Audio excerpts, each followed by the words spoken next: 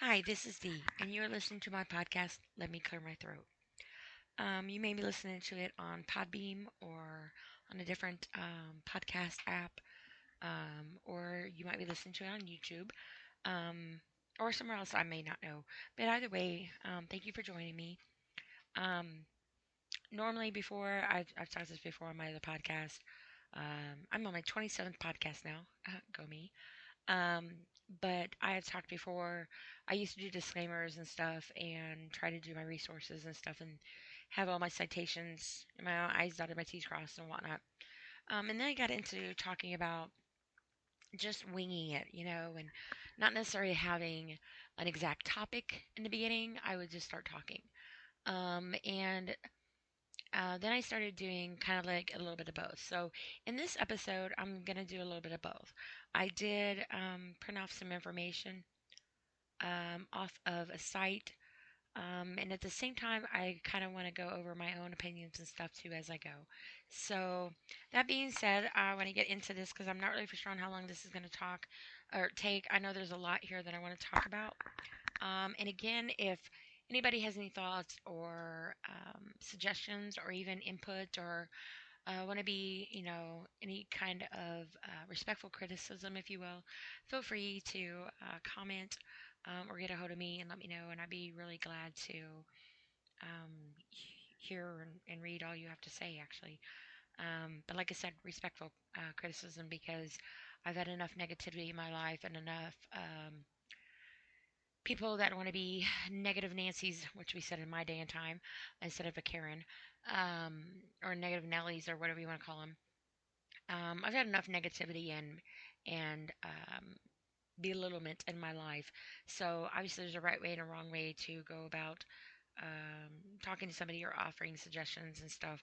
So I always say respectful criticism.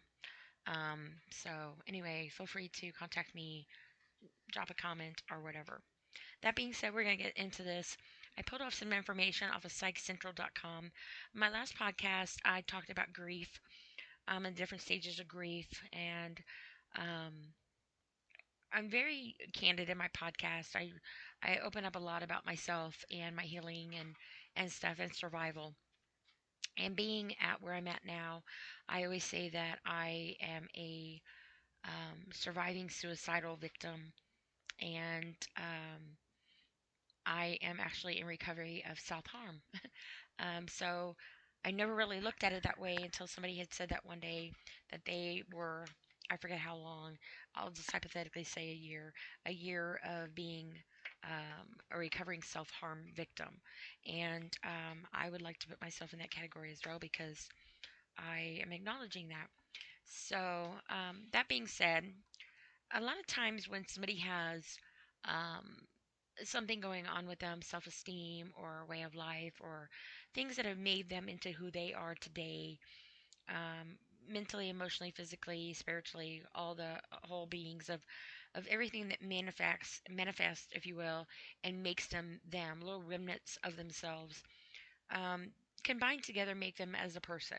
And I always say everybody's got multiple personalities because everybody has to switch gears and change hats on a different type of person that they are, depending on the setting or the situation that they're um, engaging in. So, um, obviously, all of this can play a big factor on how someone can take something, how somebody can word something, or how things can be misunderstood. A number of factors. And so sometimes, like with myself, I'm very independent. I'm a very independent person. I always say I'm too independent for my own good sometimes. And I always say I'll make somebody a really good husband someday because I've done construction work, I work on my car, and stuff like that. So, um, that being said, it can take um, a toll on a person, but it could take an even bigger toll on a relationship. And people build up walls or put sandbags, if you will, around their structure of themselves to protect them um, for anything that overflows onto them. And then you use it as a barrier wall, um, metaphorically speaking, of course, to keep them safe, but yet accessible, but yet capable enough to go back over to in their walls and continue to build their walls up higher and higher, depending on how much overflow is flowing onto them. And so they try to protect themselves from the excess um, environment, I guess you could say, of what drowns them. And so in a relationship, I always say, obviously relationship should be 50-50, idealistically. However, it depends on, I guess, on how you look at it because you can be 50-50, you could be 40-60, you could be 99 and 100, you can be 20-80.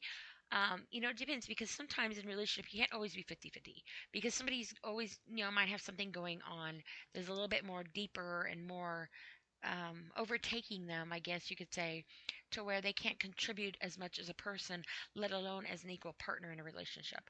So the other partner has to catch the overflow, has to catch um, whatever it needs to be in order to keep the relationship and each other balanced. Because when you have a partner or somebody in your relationship, it should be a balance between the two of you. And sometimes the other person has heavier weights that weigh down the relationship to where it's sinking and it's causing a problem. To where the other person might feel like they have to bail things out, may have to try to take out the negative things out and take some of the weight off, so that way they don't both sink and drown. Or it might be the other one doesn't contribute as much because maybe they don't know how. Maybe they haven't been in a type of relationship or have been taught a certain way to respect a relationship. And a lot of times, people, I guess, in my opinion, don't look as a relationship as something that should be respectful, but more so be respected by both parties. If you're going to be in a relationship where it's going to be 100% zero, and there's no equal partners in there and you're going to feel alone, then you might as well be alone. You might as well be single. um, but however, I always say you always have problems and situations and issues to overcome in any relationship you're in with somebody through your life. So you go in between boyfriend girlfriends or whatever the case may be, and you bounce through different relationships. But it's finding that one person that makes all of that. Um, I guess it takes one person you need to decide on that one person that you want to go through all that stuff with that matters. Because you're going to go through things anyway. It's finding the person you want to go through those things with is what makes the difference, in my opinion. Now, according to PsychCentral.com, there's an article in here written um, by Stephen Rowe, and it was reviewed by Janet Brito, a PhD, updated on June the 12th, 2021. So this is not really that old, but in a relationship, um, let's just say, if you can last 3 years in a relationship, and nowadays, um, you're doing pretty good. Because there are just so many factors. The people have lost so much perspective on what a relationship is really supposed to be about, I believe. Um, because back in my role model, I guess you could say, in my life, of course, my parents were divorced. I was a very young age, went through a lot of abuse and trauma and stuff. But my stepdad, which I talk about all the time, how my dad passed away. My stepdad was not my biological dad, but he was my dad first and foremost, and always will be. But he passed away a couple years ago.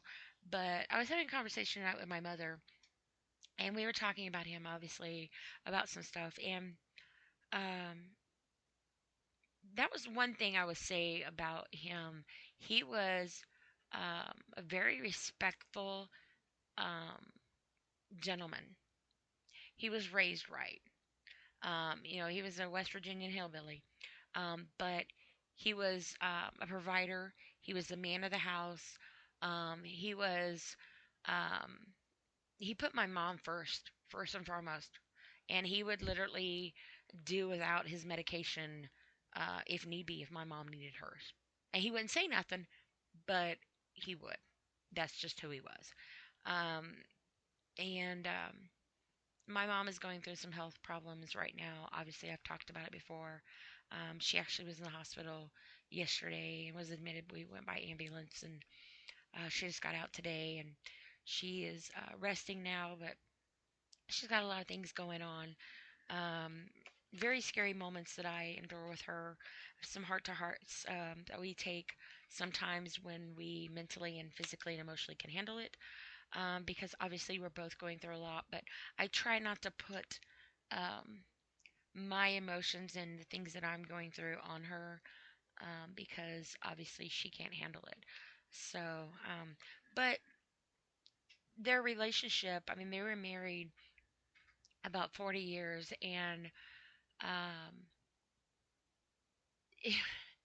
it's kind of it's difficult it's difficult to really kind of look back on different things in my life growing up right now, because everything is so sensitive and so painful because of losing him and watching my mother um, in the condition that she's in. She's basically bedridden. She's blind. Um, and she is not only a prisoner in her own mind, but she's a prisoner in her bed, in her room, and her life consists of audiobooks and me. And sometimes I'm my own show, if you will, but I get on her nerves when she can't handle it. I always say, "Oh, am I the daughter who gets on your nerves?" And she says, "Yes, you are." So that I know I'm doing my job right. But I also know when I need to pull back, and when I don't, I'm trying to teach myself to remember to do that, because it's not always about um, a specific moment. It's about a specific episode, a specific trauma, a specific trigger, and that is what creates our moments a lot of times. And when you have different moments like that, I feel um, it does a toll to somebody. So when you take that and you put it into meeting somebody in a relationship, I always say, you know, and I mean this respect, heaven help the next man that I'm with, because I have got so much going on with me. He's gonna have to be one hell of a dude um, to handle um, me, and I don't mean that as an I don't know how I mean that actually, because there's a lot there. There's a lot of trauma. There's a lot of abandonment. There's a lot of heartache. There's a lot of recovery. There's a lot of things that I don't want to explain, that unfairly, I guess, should just be known. And that's not even fair. Um, but I don't want to have to keep explaining my life. I don't want to have to keep explaining my feelings to somebody. I don't want to have to keep trying to take little bag sands out of my wall to peep out there into the world, to want to put the bag back, because I'm tired of going and reliving and putting my heart out there, and confiding and building a relationship with someone just to feel exactly like I do now. And so a lot of times when you meet somebody and you have all this, I guess you want to say in fairness, baggage, if you will, um, it does something to a relationship. It does something to a person, but it also sometimes can stunt the growth of building something together and growing old together. And I always say, I'm gonna, I want to grow old and bald with somebody. I'm gonna grow old and gray, and old and bald, because I'm gonna be old and gray, and he's gonna be old and bald. So, well, I don't know. It might end up going the other way, but um, or he might be the reason why I got gray hair, and I might be the reason why he's bald. Who knows? But nor here nor there. On this particular article, though, it talks about how to overcome relationship stress together as a couple, as a team. Some of these are my own words, and some are words from there. But I got this off of Central or PsychCentral.com, and I'm going to read this as I printed it out. But I've made some notes on here, and I'm going to kind of just free talk with it as well. But it's got some interesting information, I think, that might actually help put a little bit more perspective um, in trying to understand a relationship, but more so trying to understand what kind of relationship partner you are, and what kind of relationship partner you want to reflect, if that It makes sense in my head, if that makes sense. um, because in the end, you are a representation of each other, and you know how somebody perceives you can also be the perception on how they see somebody, your partner, even if they've never even met them, and vice versa. So it is a reflected mirror, kind of, in my opinion. But anyway, before I ramble on there, it starts off to say a solid romantic relationship can offer intimacy, support, and stability, especially during stressful times. Frustrating relationships can be a source of stress, but research that positive relationships can uplift your mental and physical health. Everyone argues. Everyone argues. Um, Sometimes arguments get aggressive and violent. Sometimes they lead into um, murder, death, accidents, a variety of things that are not always positive. So having an argument once in a while it isn't a sign that you're in a bad relationship per se, in fact, when your couples are able to disagree in a productive way, it can actually improve their communication skills. So sometimes it's just a way of communication. And yes, that's a big word that most relationships, unfortunately, that I have been in, have struggled with. Research in 2018 supports that folks who are able to openly communicate with their partner about what stresses them out can help them actively manage relationship stress during intense discussions. Feeling stressed out in your relationship is typical from time to time. However, arise if the relationship stress doesn't go away between your arguments or if the negative situations persist for a long time. So sometimes, like I know, like some people say, I don't want to ever go to bed angry. And sometimes it's having a game plan the best that you can, um, on how to handle a situation if it gets to the point of escalation of what you feel like could be a no return or go in a negative way. And since you love your partner, you want to think about it rationally at the time that you're in that loving feeling. So that way, when you get into the moment of not being so much mentally there, if you will, um, you can counteract it hopefully in time to where it doesn't sever the bond of the person that you love and you want to spend your life with. So having a game plan ahead of time, maybe walking away, maybe having a code word, like if you're in a tense argument, and then you have a code word, and that's your safety word. To where if you say this word, the other person automatically knows to retract and give it space. And come back after you guys are both ready. Maybe have another code word or something to know that, hey, it's time. Or like, I know this, maybe this isn't a right kind of example, but maybe it could be. I was told one time back in the day that when this woman had a set of statues and they were doves, and there were two doves there, and when she was in the mood to be um, with her partner, she would take the two doves and she would put them where the beaks were facing each other and touching. And so when he saw that, he would know that she was wanting to have some type of relationship with him, sexual relationship with him.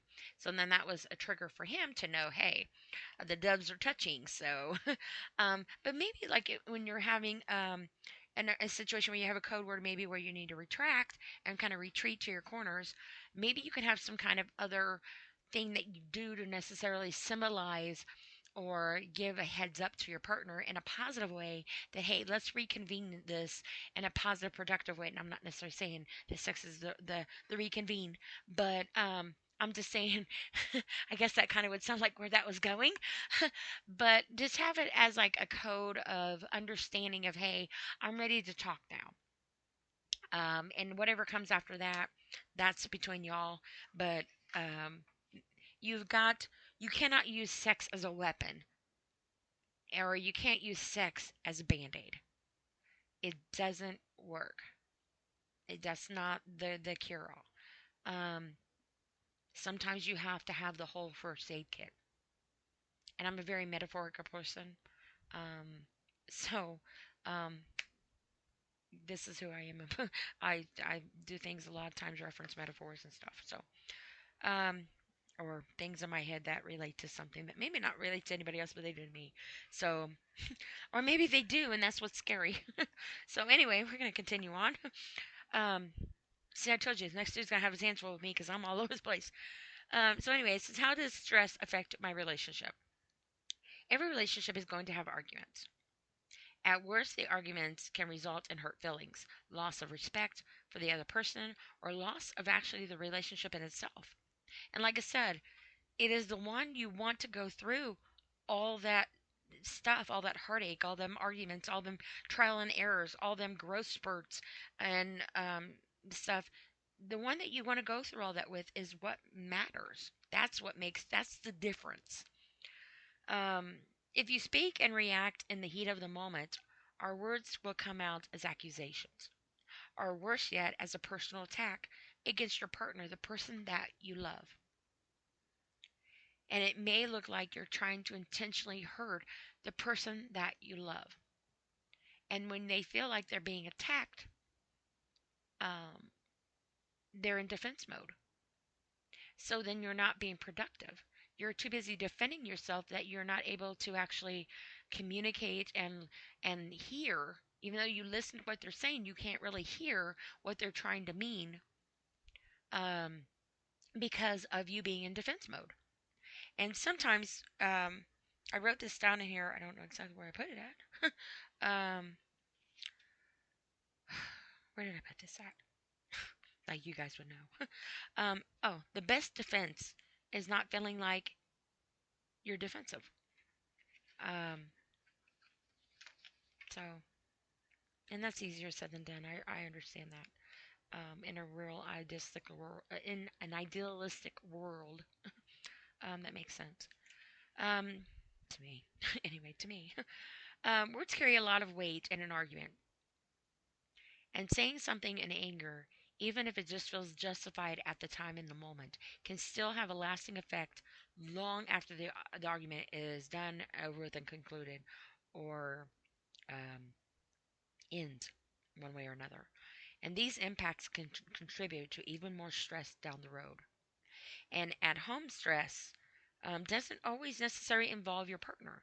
So, a person, like I said, in a relationship, there's a lot of things that each other, we each have our own ways of coping, our own things going on in our life. And even though we are partners and we're in a relationship together, when you're not together, you have things that outside that are apart from being within your relationship. It's outside factors. So you have like your jobs and school and people and whatnot, and they can affect you, which then affects your relationship, which then affects your partner, and it's like a big domino effect. Another other ways stress affects your home. You may not always notice all the ways stress can affect your body or your home life, but if stress persists, it can ripple out and impact your pets, your children, pregnancy, postpartum, your way of thinking, sleep, lack of sleep, your sex and intimacy, your self esteem, and your environment, your work, your blood pressure, your health, self medicating, trauma, your family, different ways of beliefs and upbringing, grief, and just pure, simple misunderstanding. Um, Tips for dealing with relationship stress. Um, it's easy to let financial stress boil, parenting pressures mount up, or fall into an argument pattern. Like the same o, or your arguments are about past arguments. You've already had the arguments, but yet when you have another argument, other arguments are brought into that argument. So then you're worried about past arguments that may have already been solved or forgotten about, or um, apologized to, forgiven for. But when you have another argument, sometimes that past argument seeps into the new argument, and then you get nowhere. Um, and Sometimes it's, especially if you're locked behind, and you're together all the time. If you're locked behind the doors, I know, like when people are in quarantine, or something. Um, some people had children, and some people wanted to give their children away. um, being locked up with them, more or less. And I mean that jokingly, but Parents that have children probably understand what I mean. um, so, and the children probably understand that in the parents' perspective. They probably wanted to be orphans or be adopted out or something. So, but anyway, making time to go outside of your house can sometimes help break you out of a pattern and allow both of you to feel like um, you've been able to like escape the usual and the daily norm to norm. Try to open the door and look outside at least once a day. Can be and be a part of the world. Sometimes can make a difference too in your mental state of mind. I know, like with here when I'm with my mom, um, sometimes a week will go by and I won't even open that front door. And when I open there, I'm like, "Hello, world," you know, fancy meeting you here. But now I've gotten to where I try to at least open the door once a day, if at all possible, just to at least look outside. Now, sometimes, obviously, here lately with the winter, the door opening is very brief because it's freaking cold or there's snow out there. But sometimes um, I embrace the cool air. I'll embrace the snow, and I'll actually take a moment to look at the world, even if it is in my own backyard, um, because there's life outside of these walls. And I have to remember that because if I get confined up into the same type of um, solitary confinement, if you will, as my mother does right now, um, we're not going to do each other any good at all.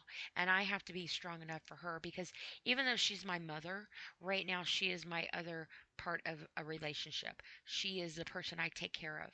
She is the one I have to keep myself in check for. She's the one that I have to communicate with, and even though it's not an intimate relationship, obviously, because it's my mother, it's still a form of a relationship. It's a mother daughter relationship, it's a caregiver and a patient relationship. Um, but also other things, I cook for her, I clean, I help her, bathe herself and go to the bathroom, her medication, doctor appointments, life. Um, and I've even had to help wipe her butt, and but at the same time too, I know that if she did not have me, um, she probably would not be here today. So I know that it is very important to keep myself in check in order to keep my mom uh, as stable as possible, and also to keep our relationship um, solid, good, respectful, um, nurturing, growing. I have a lot of trauma from my childhood. Um, that I have had to overcome, and some of it has stemmed from my mother. And I am trying to grow from that, but I do not let that affect me. I try not to let it affect me. Let me reword that. I try not to let it affect me in a way that it doesn't protect her. I try to protect her because she is so vulnerable. She is um, she needs somebody to be her eyes and her weight bearing, her go-to, her safe place, her reassurance. When she was in the hospital, and she was in so much pain, I was running around with my head cut off because the hospital is not equipped for my mom's situation. Because my mom is blind, my mom is bedridden, my mom can be a handful, especially when she's in pain. Um, but a lot of times the hospitals are not equipped, and then she's bedridden, and she's a fall risk obviously, but then she's on a water pill, so she's got to go to the bathroom a lot. She's on a water pill and she has to have her water pill. Um so I spent most of the time doing a bedpan through the night, where we got no sleep.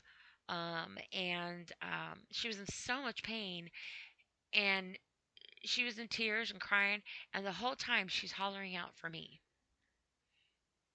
And that because I know, um, that's what the difference is. Even though we butt heads and we are not perfect in our relationship, I know she needs me and I'm there. And I can't be there if I don't keep myself in check. And that's what I'm trying to learn how to do. And that's what I'm trying to work on with myself. But at the same time, I have to remember to pick my battles. And that's not always possible because I am um how do I say this? I don't know. I know my mom's not listening, but I'm a lot like my mom in stubbornness. And if you tell her that, I'll deny it. And if she hears this or anybody has this as proof, my account's been hacked and this is not true. So anyway, I'm a lot like my mother, in a lot of ways, actually. And why wouldn't I be? You know. But it's with any relationship you're in, even with child and parent. But most of the time, in husband, for this argument's sake of this particular podcast, obviously it all goes together because relationships are different in every part, but every relationship also stems back to you and how you are affected by the relationships that affect you. And that in return helps you to be the reflection on other relationships that you're a part of. If that paints a picture that makes sense. um, so anyway, um, it says change the scenery and take a break. I would, they say, maybe couples can walk around outside and discuss their issues. Maybe they can go outside and enjoy the weather if it's nice out and not be forced to look directly at each other, but maybe put you in a neutral environment territory. And it takes the pressure off of the conversation.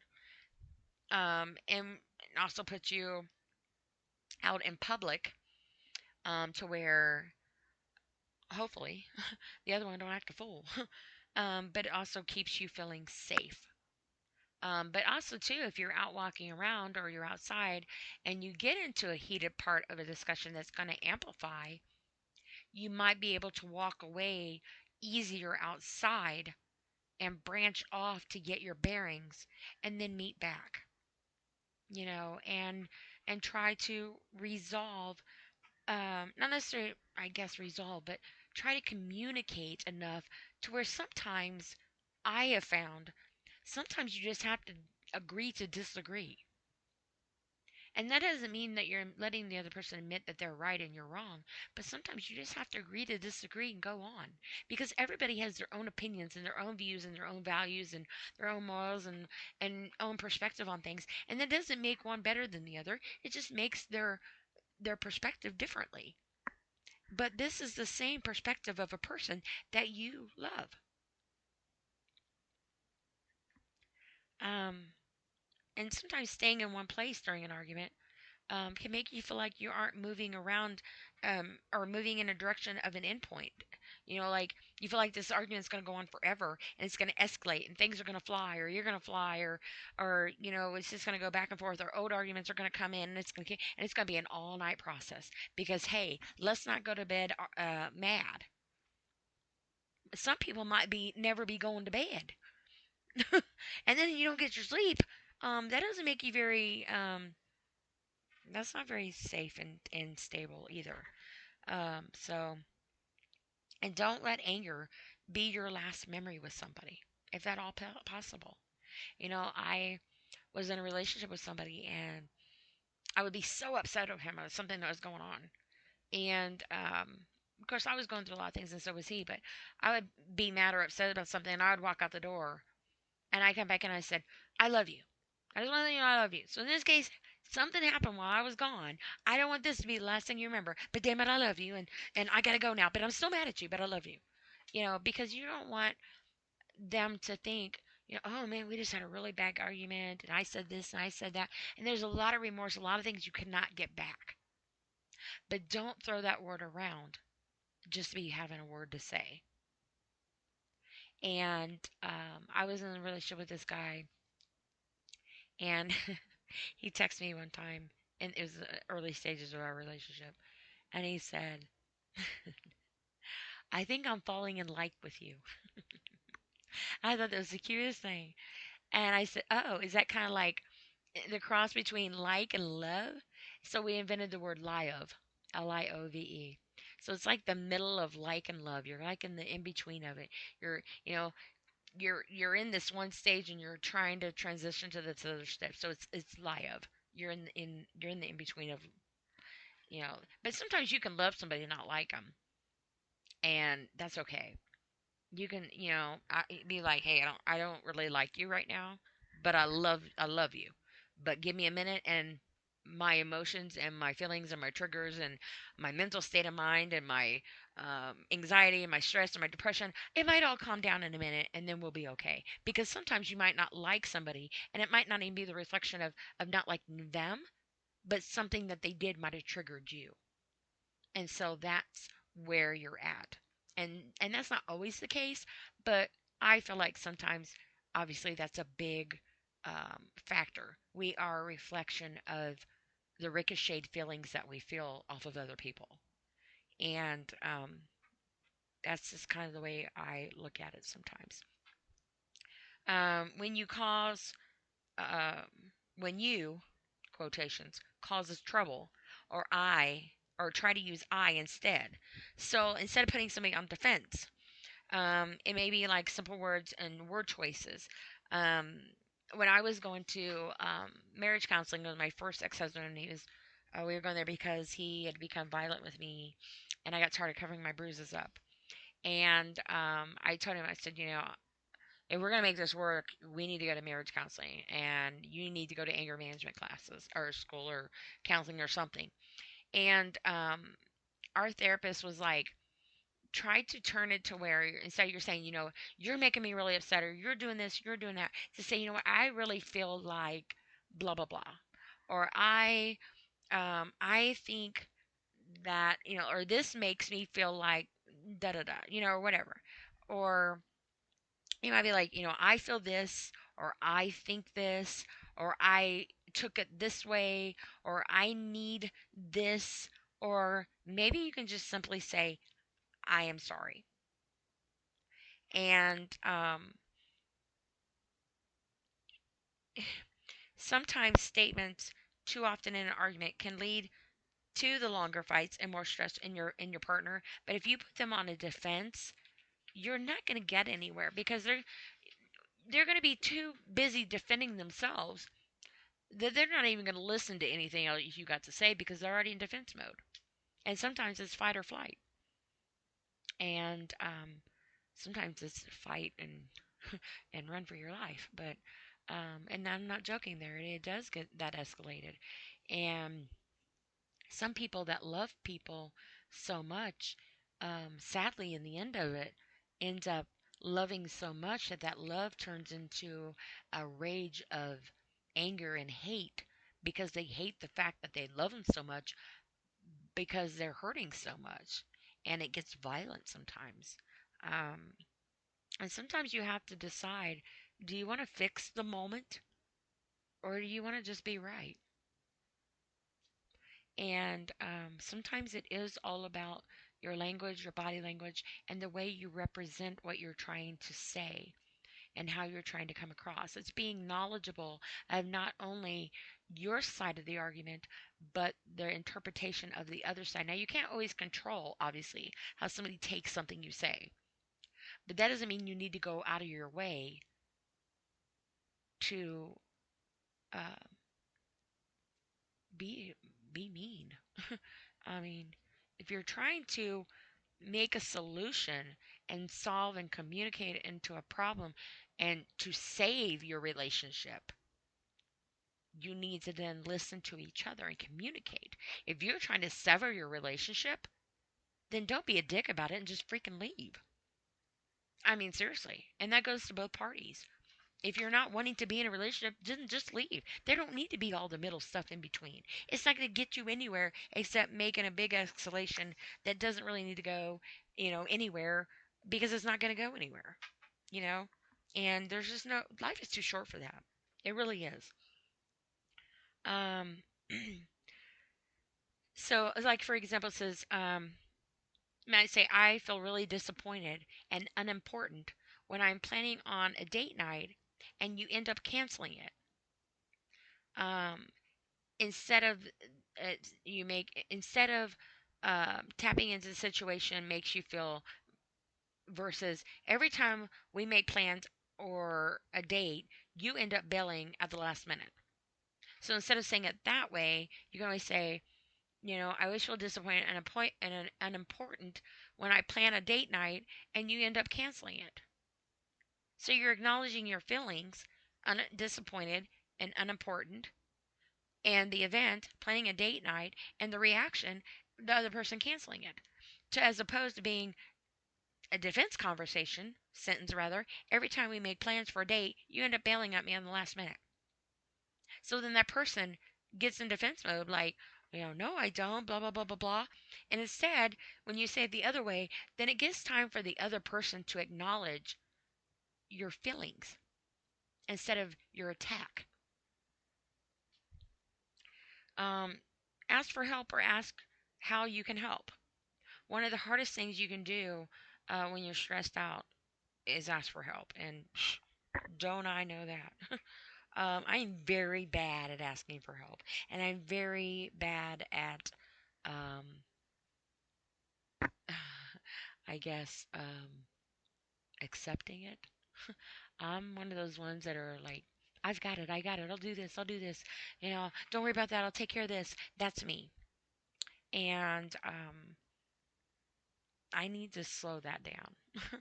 And I've got to learn how to do that because I'm not good at that. I'll say that is a very hard thing for me to do because I've been so independent and I've been on my own since I was 17, and I've been so independent my whole life. Um, I'm trying to take care of myself. Obviously, when I got married to my first husband, I was still young. But when we got divorced, getting abused by somebody at such a young age, at any age rather, um, it does something to somebody. And it put me in a whole different realm of myself. And now I'm very independent. And sometimes I'm very too independent, if that's even possible. When I was married to my second husband, he was a carpenter, and I'm pretty handy. I've had to be. I've remodeled a couple of my homes, or one of my homes prior to meeting him, and then I had done a few things on my home that I had when I met him. Um, but he was, he said to me one time, I don't know what you need me for. I mean, what can I do for you? Because you do it. And so I had to act like I didn't know how to change a doorknob, lock, handle thing. Um, like I couldn't do nothing. I'd be like, hey, So when we went one time, I changed his door lock handle. He goes, how'd you know how to do that? Where'd you learn how to do that? And I'm like, I just follow the instructions. And then I got to thinking later, why do I have to dumb myself down? Why can't he be proud that his, significant other that he's supposed to love, can handle a power tool and, knows what she's doing and can work right beside him? And equally, or not necessarily equally, but we can learn off of each other instead of me having to act like I'm something that I'm not, and I need to dumb myself down because I need to be a damsel in distress in order to stroke his ego, not his eagle. It's late. Stroke anything of his. um anyway, I'm gonna continue. Oh goodness. um where was I? Asking for help. Help. Sometimes you may feel too overwhelmed to ask for help or be in a high stress situation that you don't even know what kind of help you need. If you've ever felt this way, your partner has definitely felt it too. That's why the best thing you can do is to take a breath and ask them what kind of help they need. Like, for example, a pile of dirty dishes may not normally be a big deal to your partner, but if you feel stretched to the limit already, and already so many directions you're going, that pile of dishes is very huge and very overwhelming. And if you are like me and have OCD and OMG and all this other stuff, It's a mess. I used to be, um, I could not go to bed without my kitchen clean and my dishes done. I'd be in there at 3 o'clock in the morning washing dishes when I was in college, married to my second husband. And now, taking care of my mom, and I do everything here and then some, and I get no outside help from anybody. Um, I look at them dishes now, and I do clean the kitchen. I wipe the counters down and and stuff, and I'll look at those dishes and I'll be like, I'll do you tomorrow if I feel like it. And the only one that's going to bother is me. And if it bothers me, I'm going to have to walk myself through it and breathe through it because I'm exhausted. But I'm also trying to pick my battles on where I need to put myself. And those dishes are going to be there. There isn't a huge amount. Most of it's silverware, actually. Um, but I might end up just putting them in the daggone dishwasher. Sometimes I'll divide them in half and I'll put half in the dishwasher and half in the sink and do it that way. Um, but with it being silverware, it might find its way in the dishwasher because for two people, we go through a lot of silverware. Of course, then I'm cooking or whatever, and I dirty a knife with butter and I put it in the sink and I get another knife out for something else. And I'm like, I need to quit doing that. But, it is what it is. Um, let's see, where was I at? That's why the best thing you can do is to take a breath and ask them what kind of help they need. You can respond to your partner's stress by simply asking them about it and how you can support them. You know, um, we are more likely to miss the mark when we assume. If you assume you know what the response is going to be, then you're probably going to be wrong. Not always, but it's don't take it for granted. Don't take your significant other for granted. I would recommend taking. It says I recommend, but I recommend taking something off of their plate. No pun intended. When you give them something less to worry about in other areas, you are supporting them inadvertently. So if there's a big pile, just go do them together. Do it as well. It's going to be quality time and probably quantity time. It depends on how big your family is. But if you got a guy out there, we're just going to hypothetically old school, okay? You got a guy out there that is, got the job. He's a sole provider, whatever. And then you got the woman, and she's taking care of the house, doing the grocery shopping, taking care of the kids, doing the activities at school, doing all the laundry. Um, Also may have a job, and she comes home from work, and her job does not stop. She's still doing the house, still doing dishes, still doing laundry, still taking care of the kids, still giving them baths, still making your lunch maybe, or making sure that you're fed, or making sure that she puts your needs before nerds, put your nerds before hers, put your needs before hers. And she's tired, and her job doesn't stop. You come home from work, you might pop open a beer, put your feet up, and watch a game, and your day's done.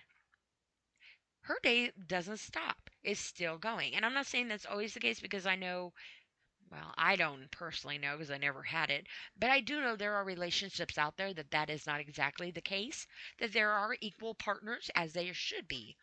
Um, because those dinners and those dishes and those clothes and that house and those kids did not all get created by the one person that's maintaining them. It takes two. And it's a lot. And then you add jobs on top of that. And even if the woman or the man, so the man can stay home and do that, and the roles can be reversed. I know there are situations like that, and there's nothing wrong with that. But acknowledge that even though they're sitting at home, quote unquote, their job is just as big as what yours is. But their paycheck is part of your paycheck because it's an equal entity. And even though you might not make as much as your partner, it's what you contribute otherwise that makes up the difference of the financial gain. Because if you take out all the financial money,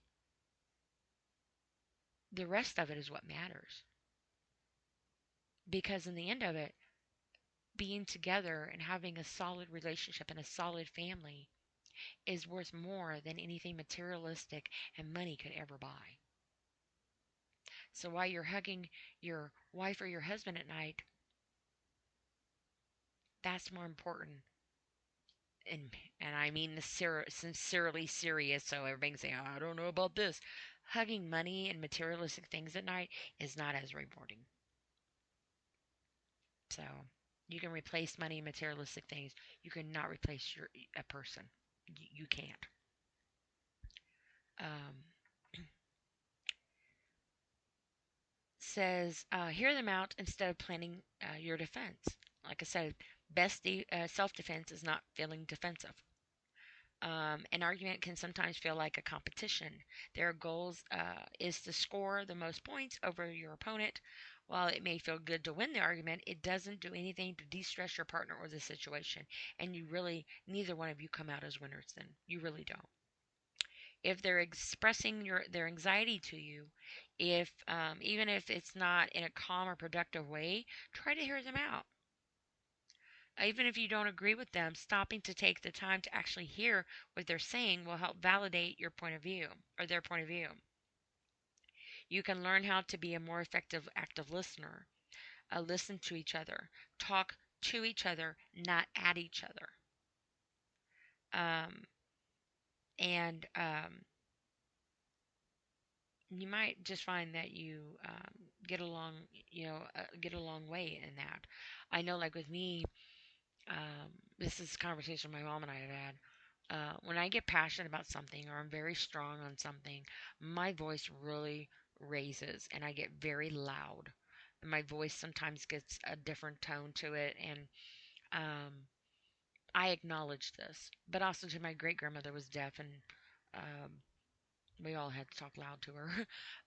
And that's also my defense. But when I'm passionate about something or really adamant about something and then it's important to me, I get very loud sometimes. So when I'm trying to explain myself, or if I'm have a lot of trauma or anxiety or something that's all built up, or I'm venting, I get loud sometimes, and it's no reflection on the person that's listening to me.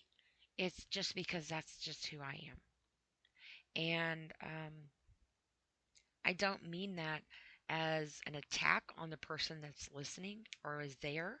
But sometimes I don't control it. That's just becomes who I am. And sometimes my mom's like, "Why are you talking so loud? You're hurting my ears." And it's like, "I'm sorry. You know how I get when I get on a subject of something. This is just who I am. I've been like this my whole life. This is nothing new."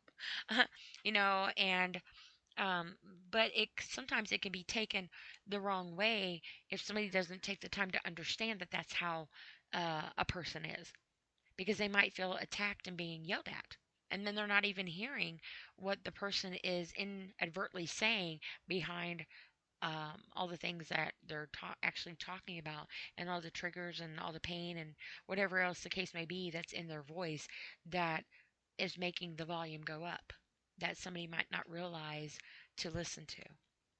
And it can make a difference sometimes. And it can be a big misunderstanding sometimes. If you're in an argument with your partner, it would make more sense to assume that the source of the problem was you or something you did that upset them. However, even if the argument is being had with you, it might not really be even about you. Again, it could be triggers. It could be anything.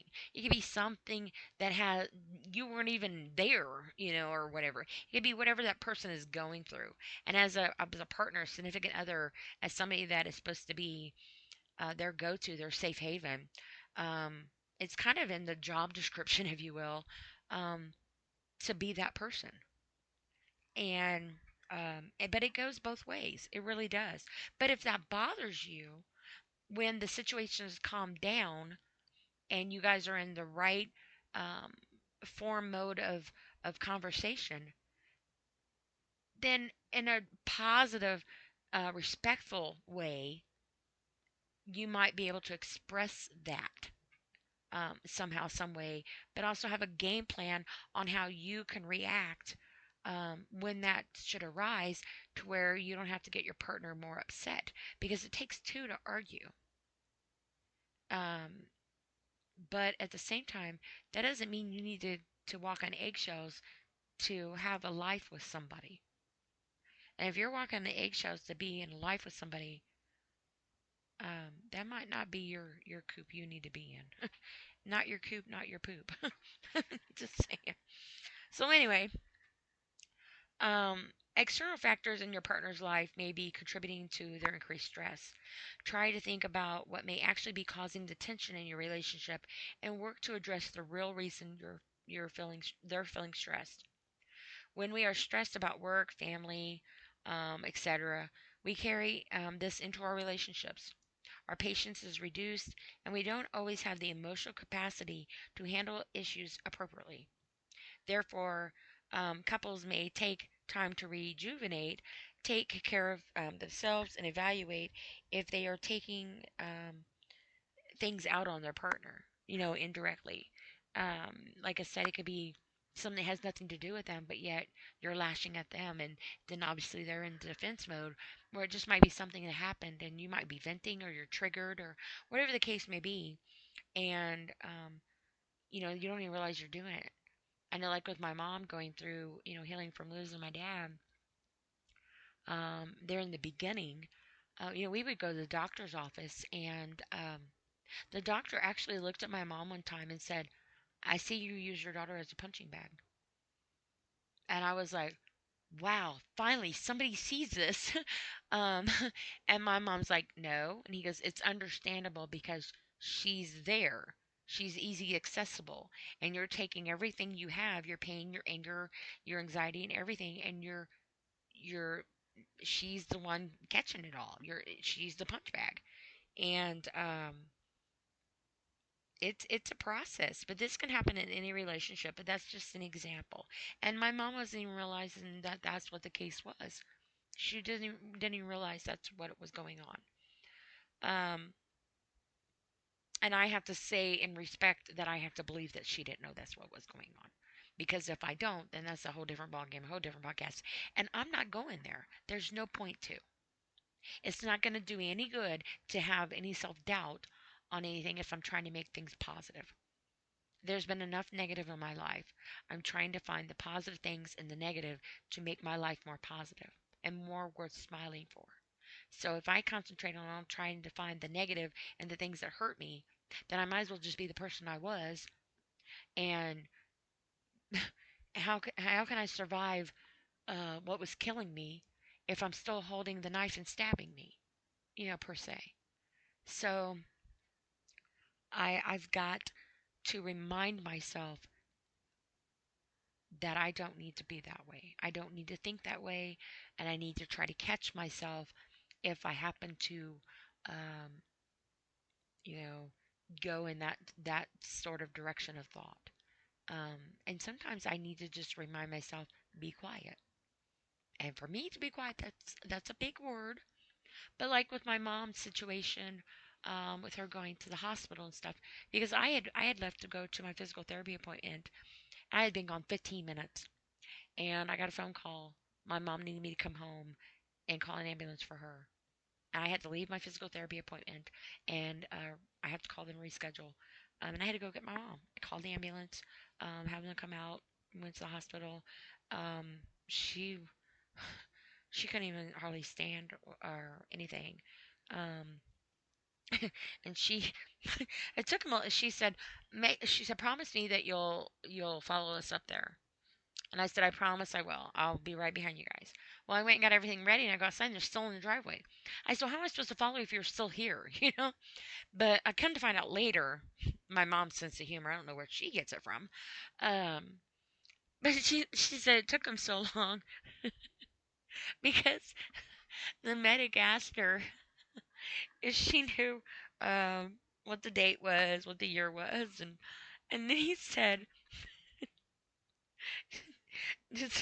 "Sorry, I'm one of them people too. I laugh before I say what it is." Because I can see my mom saying this. He said, "Do you know who the president is?" And my mom said, "We don't have one." And he said, "Okay. Do you know who the president was last time?" And she said, "Yeah, Trump." And he was like, he couldn't argue with her. So, I mean, but this is what took him so long in the driveway because he was trying to make sure she was coherent. And obviously she's being coherent because she was joking with him. She's like, we don't. He's like, who's the president? She goes, we don't have one. So anyway, um, so it says also, um, consider the root of the stress of their stress. Talking to them rather at them. If you're obviously going in defense mode, it's hard um, to be um, de-escalate stressors and de-escalate triggers, and it's harder to be supportive and blah, blah, blah, sympathetic, get my word out, to the other person if you're in defense mode. And a lot of times, um, I feel like an argument is basically one big screaming match of self-defense. Because unless it's productive, and have productive arguments and constructive arguments, if you will, then you're just yelling at each other. You're not even saying anything. You're just yelling. You might as well just talk like Charlie Brown's teacher and just raise the voice octave because you're not saying anything and you're definitely not being heard. Um, couples counseling are always available and options for help, even if you've committed significant effort to de-stress your relationship.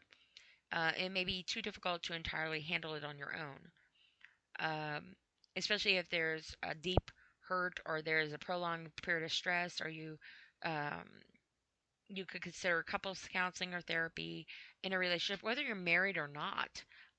Couples therapy is not a bad idea. Some people do couples therapy and stuff prior to getting married, to make sure they're on the same path and that's what they want. So they don't take the leap of faith, if you will, to get married, all to find out that's not where they needed to be or shouldn't be, or whatever the case may be.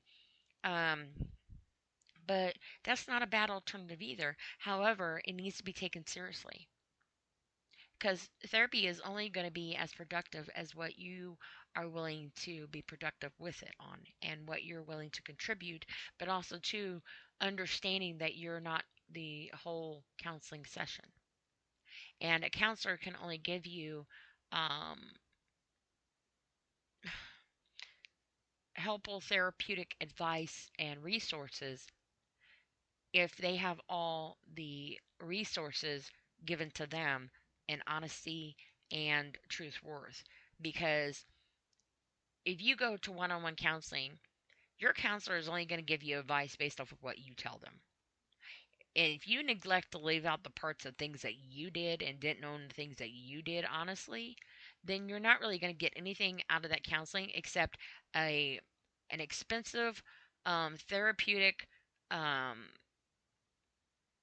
merit badge or identity or pat on the back or whatever of the negativity of why you're in counseling to begin with, because you're not being honest with yourself and you're not being honest and owning yourself, and you get out of your counseling only accurate um, reflections of help, I guess, if you want to put it that way, based off the truthful um, reflections that you put in it. So if you're sitting there damning your partner and not being honest about your part of it all too, and being in the whole, I'm one of those people like, my daughter would get so mad at me because she'd be like, somebody in front of me, just, going so slow or cut me off or whatever. I'm like, well, maybe they're having a bad day or maybe something's going on. Maybe they're having problems with their car. And she goes, or maybe they're just being an asshole, Mom. Why can't you just say that? Why do you always got to think everything's so positive and always be on defense for everybody and always thinking, this, positive things and whatever? Why can't they just be an asshole? And I'm like, okay, fine, they're just an asshole then. That's better. That's better. She's like, sometimes maybe that's just what I need to hear. But I'm one of those people, I try to think of maybe they're having a bad day, maybe something's wrong with their car, maybe they didn't see you, or whatever the case may be. But acknowledging that other things are going on in other people's lives and other people's minds that has made them into the person that they are, that contributed to the situation that happened, is also a reflection of your reaction of what you were going through with your trauma. And then that is what the counseling is about. You can't, and this is just my opinion. This is like with me going to therapy. Okay, I have a counselor, and I just recently started taking care of myself, and I'm trying so hard. And I'm proud of myself because I feel I'm a little biased because it's me, but I feel like I'm doing a lot better. I've got a long way to go, and like I told him, I'm in preschool. I'm learning, but at least I'm moving and trying to uh, grow. I'm not trying to stay in one level, not trying to stay in one particular mode of grade. I'm trying to evolve.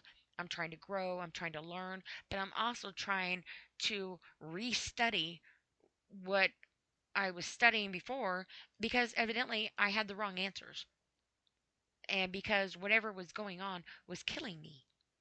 And so the cheat sheets, the resources, the outside whatever society, peer pressure, whatever the case may be, um, gave me too many years of wrong answers on how to respond to a positive resource of my life and make me who I am in a positive way. I'm a good person. And I'm not just saying that because it's me. I know I'm a good person. I do a lot for a lot of people, and I have let go of everybody, or I have let go of myself to hold on to everybody else. And I am trying to teach myself that I have let go of me to hold on to everybody else, and then I was pushing myself off of the cliff. And who was going to catch me? And I have learned that no matter how hard I was trying to hold on to people, you can't hold on to somebody when they're trying to chop your fingers off. you know so you have to realize, I told you I'm a big metaphoric person, but you have to realize that you sometimes you have to hold on to each other, you know and sometimes it's just the air. You're fighting the air, and that hurts. That can hurt. And I used to always say, um because I talk to myself, I've said, when I talk out loud, people think I'm crazy, and when I talk to myself, I make myself crazy to the point where I feel like I'm going to implode. And before, when I talk to myself all the time out loud, and I'm like, oh, who am I talking to? I'm talking to nobody. I'm talking to the air, but the air don't care. And I would say this all the time, and that's not true because my ears are a part of that wind of air, and it comes out of my mouth into the air and reflects off of the air back into my ears and recycles and recycles and recycles. I hear it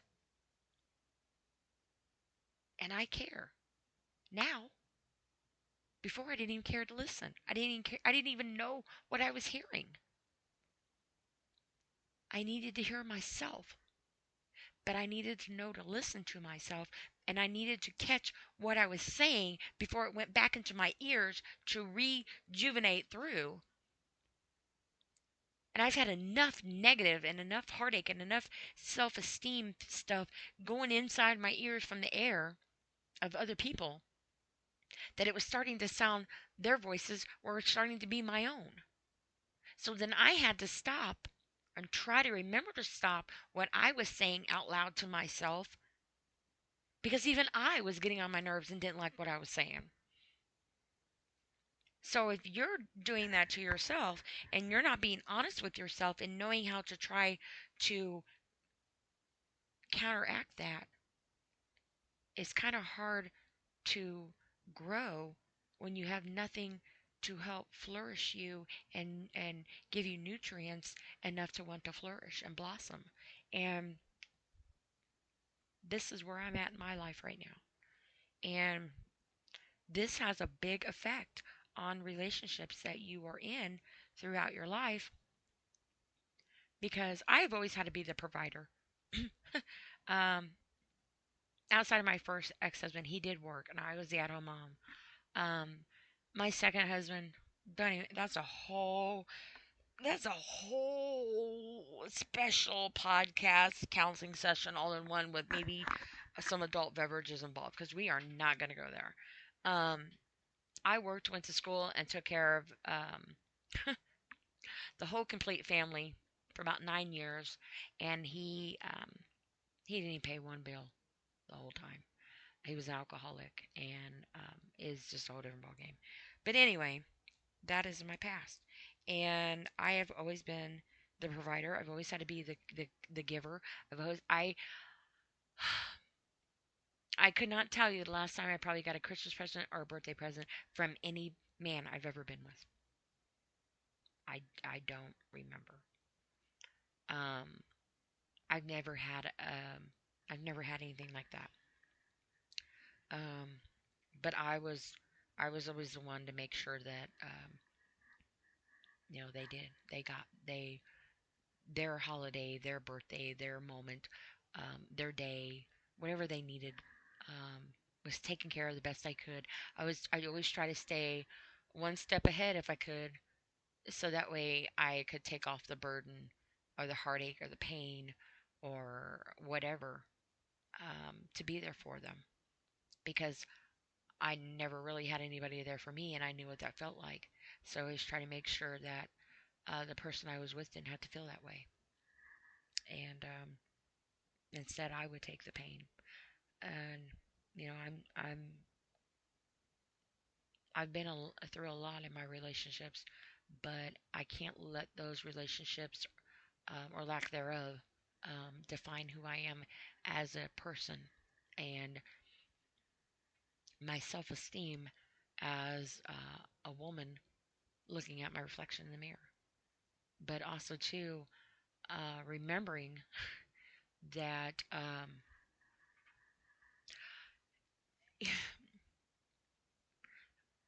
and this is hard for me to say, and this is crazy. It should not be hard for me to say um, that I'm worth wanting. I'm worth looking at. I'm worth talking to. I'm I'm worth the fight. I'm worth the effort. I'm worth the laughter. I'm worth the heartache.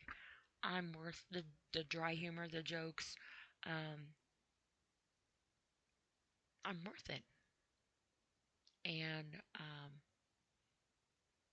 the day that I don't have to um, define that definition to somebody will probably be the man that have to be one hell of a man, honestly. So,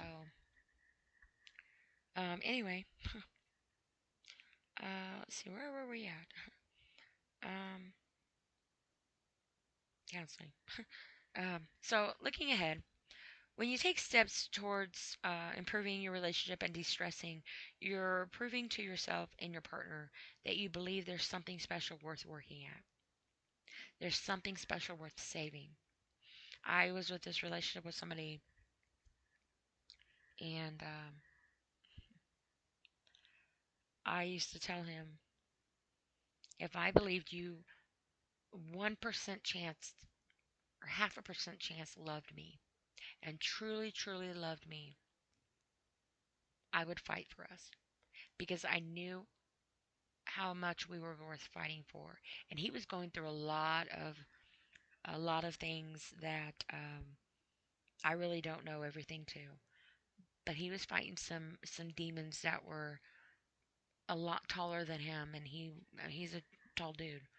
Um, but he was fighting demons taller than him, and I'm 5 foot half inch, but I would jump in front of him quicker than anything to protect him if I needed to. And I just I'm a ninja like that. But it's just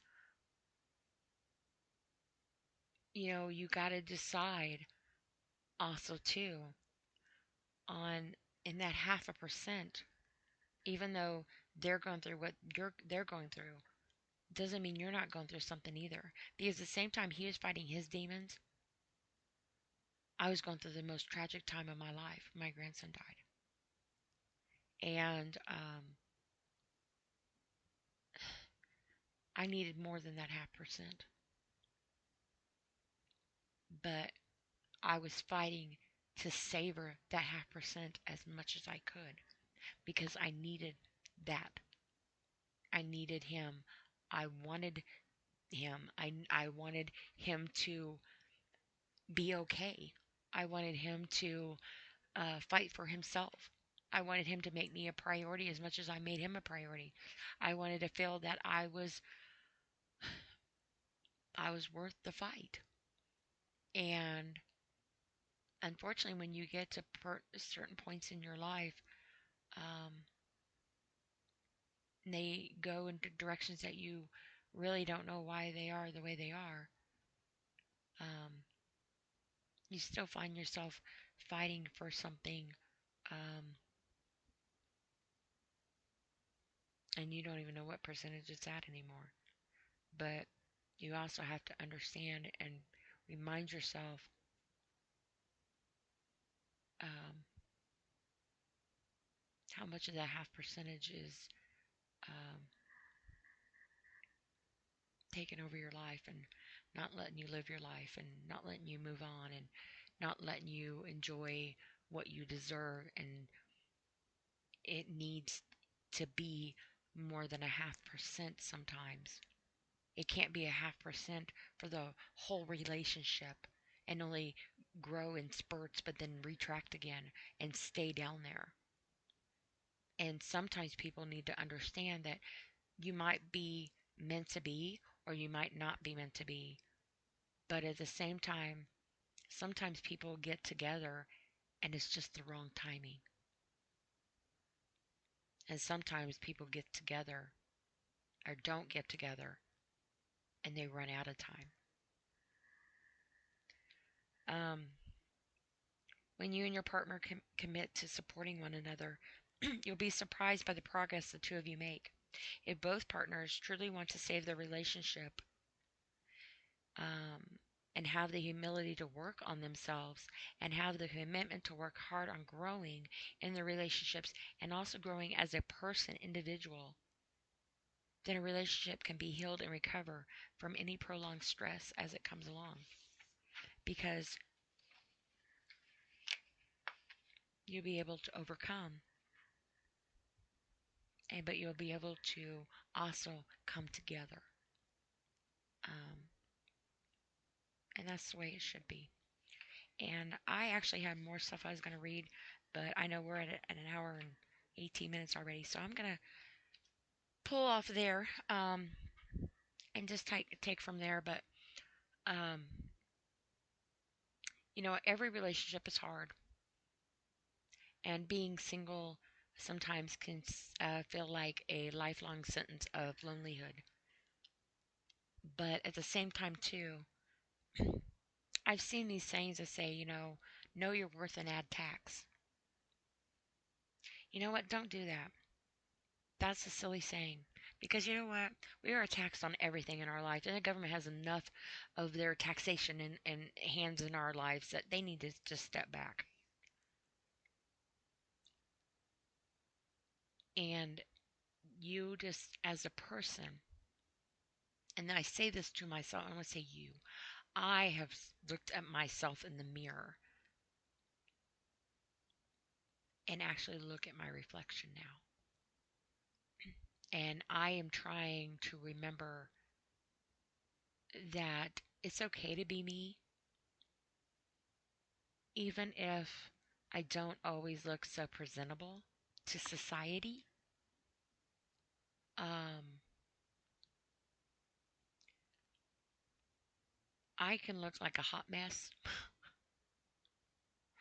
uh, and other times just look like a mess.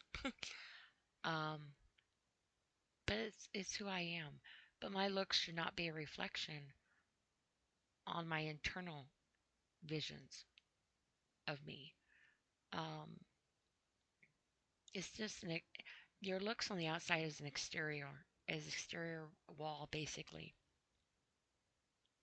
and it's getting past the looks of the wall to actually um, see what's inside. But if you have somebody who is so used to being judged and put down and neglected and treated like they're invisible and not even there in existence, then when somebody comes knocking at their wall or trying to look inside or trying to see something or even just curious, you're gonna probably build that wall higher. And it's the one person that realizes, hey, this wall is a mirage. There's nothing even really built here. We have a whole new foundation to rebuild together on. The rest is just a mirage, a reflection of everything else in the world that has made us feel and be and act and treat each other the way that we do. And, so many things are fabricated in today's time. Technology is our greatest asset and our biggest demise. And that shouldn't be who we are. And it shouldn't be who we want our children to be in the future. And that's what makes it all worth it. That's what's worth fighting for. Each other, our families, our kids, our parents, our loved ones, our friends. But you know what? You can fight and fight and fight and say that's what it's all about. But unless you don't remember to bring in the important factor, then it's just going to be them. And you won't even be a contributing factor in there because you're going to forget you. So if all that is worth fighting for, you need to remember that you are worth fighting for. And you need to be honest with yourself in your head because you do not need to be a reflection of the demons that continue to feel like they're taller than you.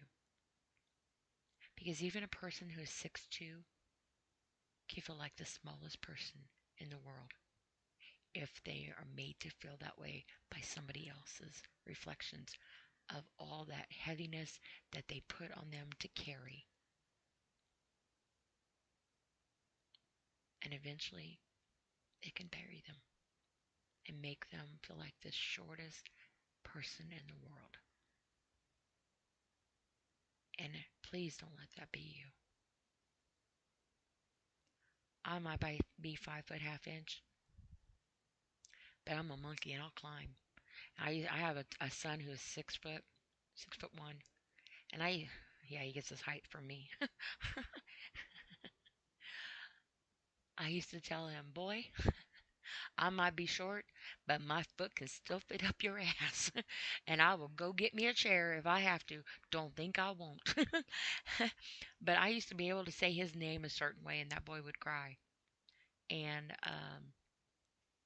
but it's just, you don't have to be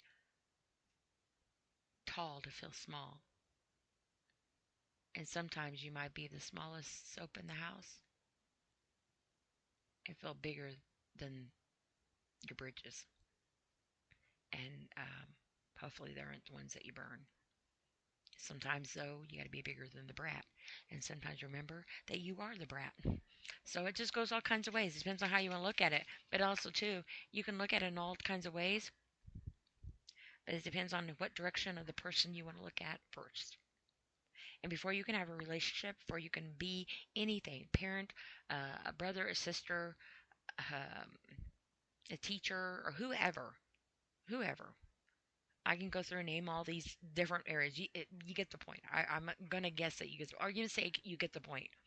But if you can't be you first,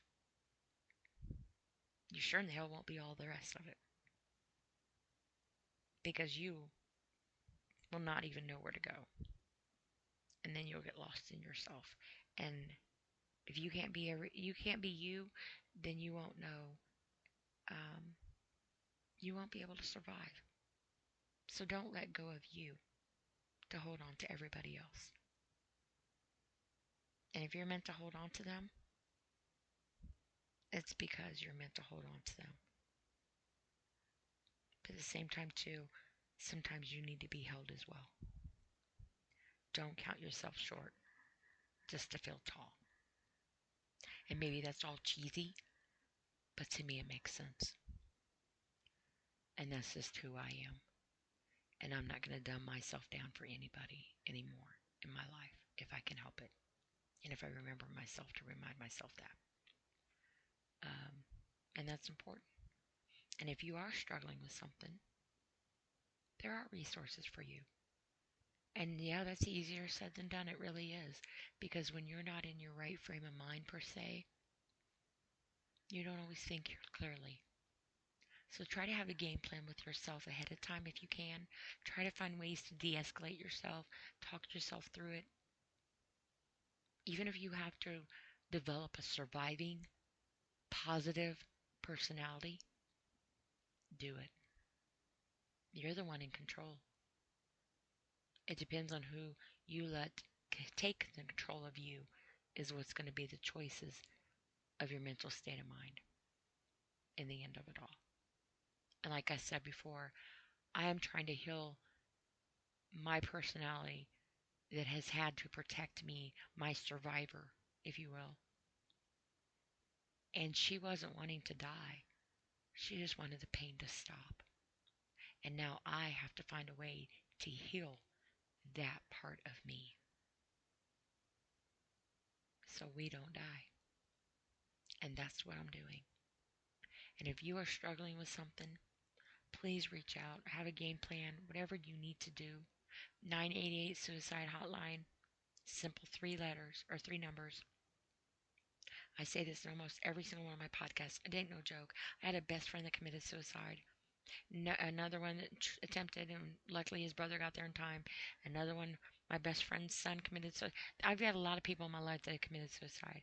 I used to clean crime scenes for a living, and most of the scenes we did, obviously a lot of them, were suicides. It's no joke. And honestly, it's not funny. And if you need to, please don't for 1 second think that it is. And tell yourself that repeatedly. And instead of looking at yourself in the mirror and cussing yourself out, putting yourself down, calling yourself names, or even ignoring yourself to even stop to look at yourself, please instead look at you and really see you for the beautiful person that you are. And maybe just the right person hasn't came along yet. Or maybe the right person is staring you right back in your eyes and sees all the love behind those two hovering, creepy looking things sometimes that linger in the dark. um, your eyeballs. But can see past that, because I always say, you can really tell a lot by a person if you really look in their eyes. Without being creepy, of course. But sometimes people smile with their eyes, and some people, you can see the love in their eyes. And those are the ones that you want to look at. That's the one that needs to be more dominant. Because the negative, the tears, the heartache, the sadness, the pain, that's been dominant for way too long. And if you need to, get a new mirror. Get a new mirror. Anyway, I'm going to end this podcast now. We're at an hour and a half. So if you are listening to my podcast, like I always say, I really, really appreciate it. You have dedicated your time in your life. Something you can never get back. It is priceless. You do not need to add tax to, because your life is priceless. You are priceless. Know your worth. Priceless is priceless.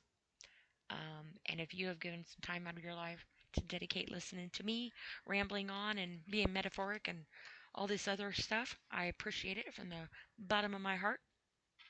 And I truly, truly mean that. And like I said, if you have any comments or any suggestions or anything, please reach out to me, leave comments, or however you need to do it. I have a station on YouTube, um, or a channel on YouTube, and I also have my Podbean podcast, which this is going on both of them because I figured out how to do that. And I am working on doing a video. I thought I was going to be able to do it last week, but it was like one of them Chinese kung fu movies where I was talking and my lips needed to catch up. So that wasn't working for me. It was creeping me out and was making me dizzy because I was too busy looking at my lips and waiting for my voice to catch up, or vice versa. So I'm working on that. I've made a sign already to go on my podcast for my background and stuff. So I'm working on it. But anyway, until then, you're just going to have to listen to my voice in your ear. And hopefully it's a positive one because I don't try to be negative. Um, I definitely don't try to be negative to anybody. And I'm wholeheartedly and adamantly doing my best not to be negative in my own ear because the air does care. And on that note, I will let everybody go, and I hope to get a chance to have you listen to me again. And if you haven't already, please listen to my other podcasts. Download me, subscribe, whatever you need to do. And I'm gonna be quiet now for well, I'll be quiet when this goes off the air because I just like to ramble. So anyway, on that note, I promise I will be quiet and I will say goodnight and I hope everybody has a safe and blessed evening. And again, this is Dee and you have been listening to my podcast. Let me clear my throat. Thank you very much and good night.